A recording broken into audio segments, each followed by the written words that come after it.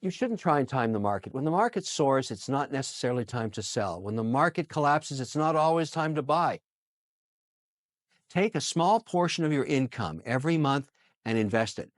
That's averaging in. That's the idea. Maybe it's 10%, maybe it's 5% of your salary.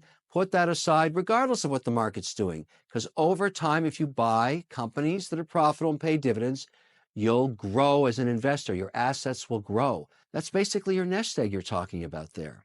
And if you average in, you'll get the highs, you'll get the lows, but over time, your nest egg will grow. And that's what matters. When you're 65, if you only put 10% of your salary aside when you started at 21, you'd have about $1.2 million in the bank if you just had the average salary in America of $56,000. Think about that.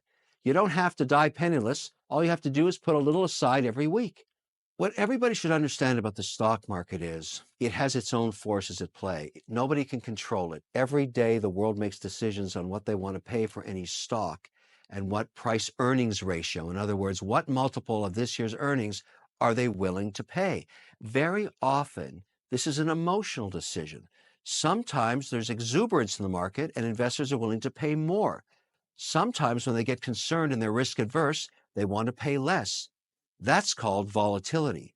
Price swings of up to 30 and 40% are not uncommon in the stock market when you look over 100 years of history.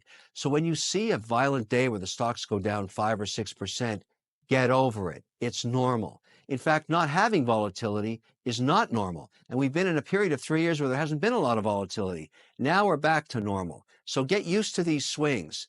And the key to it is invest over time. Sometimes you'll buy stocks when they're very cheap. Sometimes you'll pay more for them. But if you average in over time, that's a very good long-term strategy. And when it comes to volatility, don't let it affect you. Don't get emotional about stocks. They never cry for you, so you shouldn't cry for them.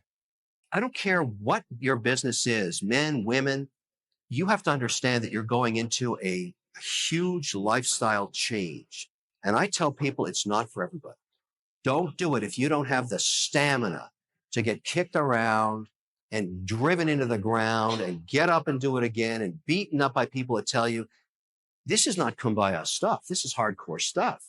Don't be embarrassed to talk about money. You're going to be talking about money for the rest of your life. It's always going to be part. You can't live without it.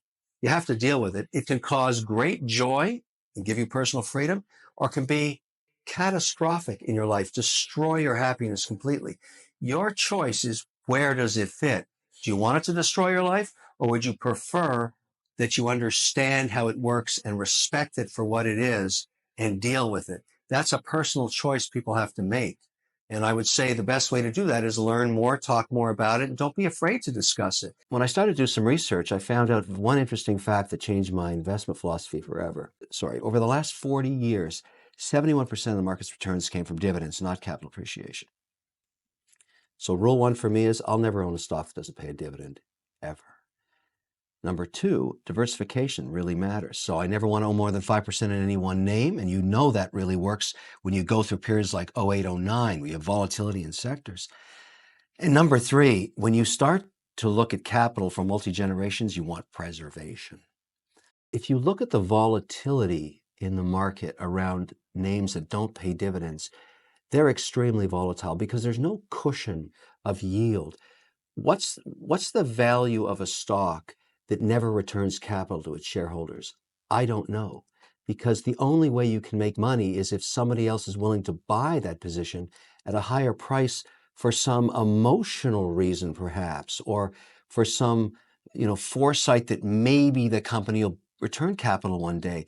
And I think of, when you learn as an investor over multiple decades is the only thing that matters is free cash flow. That's it.